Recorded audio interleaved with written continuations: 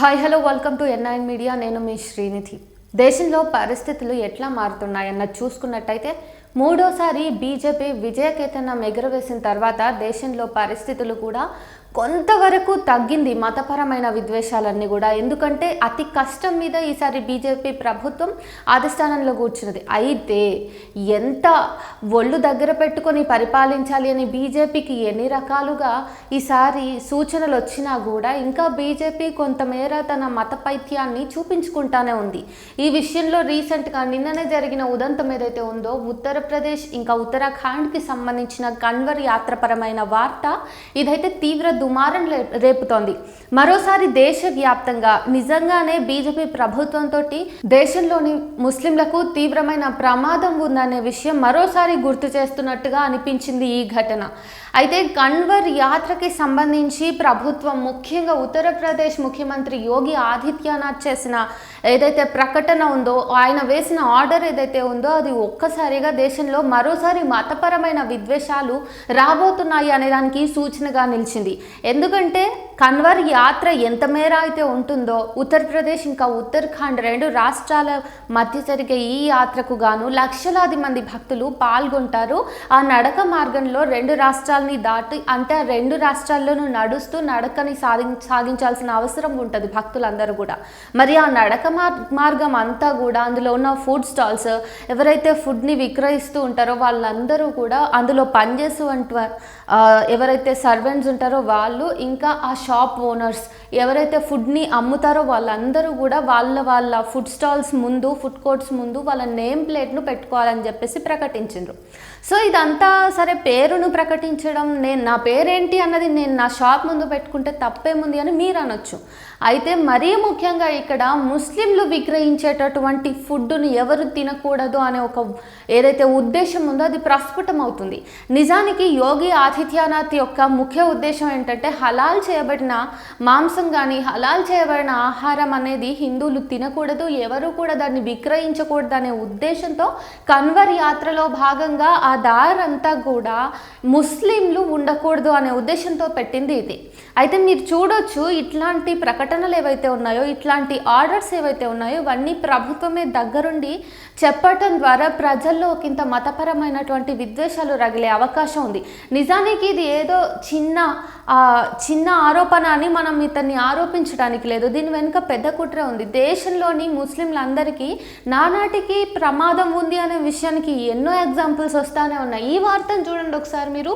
ఉత్తరప్రదేశ్లో ముఖ్యమంత్రి యోగి ఆదిత్యనాథ్, ఉప ముఖ్యమంత్రి కేశవ్ ప్రసాద్ మౌర్య మధ్య తీవ్ర విభేదాలు కూడా వెల్లువెత్తుతున్నాయి ఈ విషయంలో.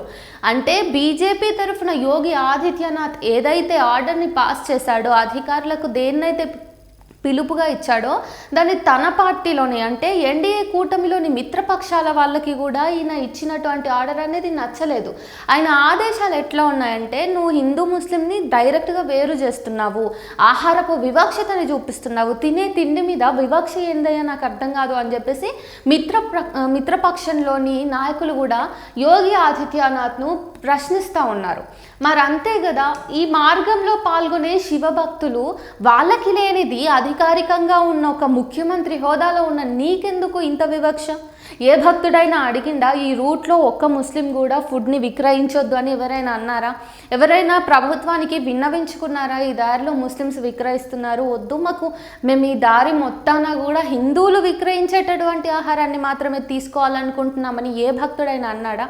ఒకవేళ అట్లా ఎవరైనా అన్నా కూడా నువ్వు ఒక ముఖ్యమంత్రి హోదాలో ఉన్న మనిషివయ్యా, నువ్వు వాళ్ళని కూర్చోబెట్టుకుని వాళ్ళకి చెప్పాలి, అయ్యా రాజ్యాంగబద్ధంగా మనం ముందుకు నడవాల్సిన అవసరం ఉంది, ఇది ఏ మత ప్రాతిపదికనో నడుస్తున్న దేశం కాదు, ప్రజాస్వామికమైన దేశం ఇది, ఇక్కడ రాజ్యాంగం అనేదాన్ని మనం అంతరం కూడా ఫాలో అవుతున్నాము, కాబట్టి మన రాజ్యాంగం దృష్టిలో ప్రతి ఒక్కరూ సమానమే, రాజ్యాంగం దృష్టిలో కులమత భేదాలు ఏవి ఉండవు, అందరం సమానమే, కాబట్టి ఎవ్వరు అమ్మిన ఫుడ్ మీకు ఇష్టమైతే కొంటారు, లేకపోతే లేదో అది మీ వ్యక్తిగతం, అంతే తప్ప నన్ను ఆర్డర్స్ పాస్ చేయమనే హక్కు లేదు, ఒక మతాన్ని చూసి బొట్టు పెట్టే ఉద్దేశం, అట్లాంటి అధికారం నాకు లేదు అని చెప్పాల్సిన స్థాయిలో ఉన్న యోగి ఆదిత్యనాథ్ మరి ఈ రోజు ఏం చేస్తున్నాడు? మత ప్రాతిపదికన, అంటే మన భారతదేశంలో ఇప్పుడు నేనే మతస్థురాలని అన్నది తెలుసుకోవాలంటే నా పేరు చెప్తే సరిపోతుంది. నేను శ్రీనిధినా, లేకపోతే నేను నజీబానా, ఇంకెవరినా అన్నది నా పేరు చెప్పిన తర్వాత నా మతం అనేది ఆటోమేటిక్గా అక్కడనే బహిష్కృతం అవుతుంది. మరి ఆ నేపథ్యంలో ఆ స్టోర్స్ ముంగట వాళ్ళ పేర్లను డిస్ప్లే చేయడం అనే దాంతో వీళ్ళు ఈ మతానికి చెందిన వాళ్ళు కాబట్టి ఇండైరెక్ట్గా ఆయన ఏం పిలుపునిస్తున్నాడు, ముస్లింలు లేదా హిందూయేతరులు ఎవరైతే ఫుడ్ అమ్ముతారో దాన్ని మీరు కొనకండి, హిందువులుగా మీరు అది కొనకండి, వాళ్ళు హలాల్ చేసి ఉండొచ్చు, లేకపోతే అందులో మాంసం కలిసి ఉండొచ్చు, ఏమో ఎవరికి తెలుసు అని లేనిపోని అనుమానాల్ని రేకెస్తున్నాడు ముఖ్యమంత్రి స్థాయిలో ఉన్న యోగి ఆదిత్యనాథ్. అయితే ఇట్లాంటి నేపథ్యంలో అత్యుత్సాహం కలిగిన కొందరు అధికారులు కూడా ఇస్తున్నటువంటి ఆదేశాల వల్ల కూడా అంటరానితనం అనే ఒక వ్యాధి మన దేశవ్యాప్తంగా మొత్తం కూడా ప్రబలుతోంది. అంటరానితనానికి ఏమైనా మెడిసిన్స్ ఉన్నాయా? అది మానసిక రోగము. ఇప్పుడు నేను నా పక్కనున్న వాడిని కులం ఏంటి మతం ఏంటి అన్న దాన్ని బట్టి ట్రీట్ చేయాలనుకున్నప్పుడు దాన్ని సమాజం మీద నేను రుద్దుతున్నట్టు నన్ను చూస్తూ నలుగురు నేర్చుకుంటారు. లేదా నేనే అరే వాడు ఆకుల పొడు వానాహారం నువ్వెందుకు తీసుకుంటున్నావు, వాడు ఆ మతం ఆయన వాళ్ళు శుభ్రత పాటించరు, వాళ్ళు బీఫ్ తింటారు, అది తింటారు, లేకపోతే ఇది అది అని చెప్పేసి నేను ఎక్కిస్తున్నప్పుడు నా పక్కనున్న వాళ్ళు కూడా ఇన్ఫ్లుయెన్స్ అవుతారు.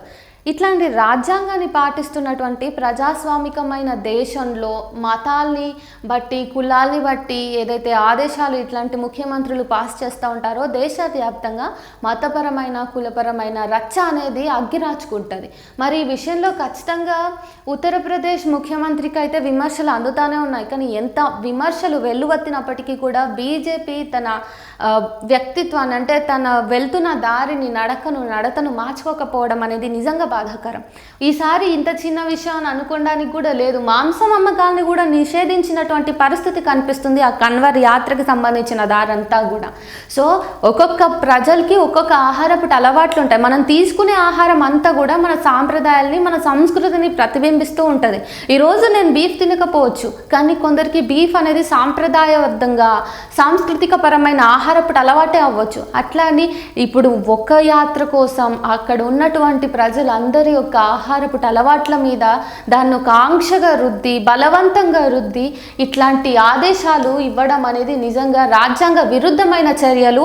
ఇదే గనక కొనసాగినట్టయితే బీజేపీకి మరోసారి నామరూపాలు లేకుండా పోతుంది ఈ దేశంలో. బీజేపీ ఇప్పటికే చేస్తున్నటువంటి అరాచకాలు అంతా ఇంత లేవు.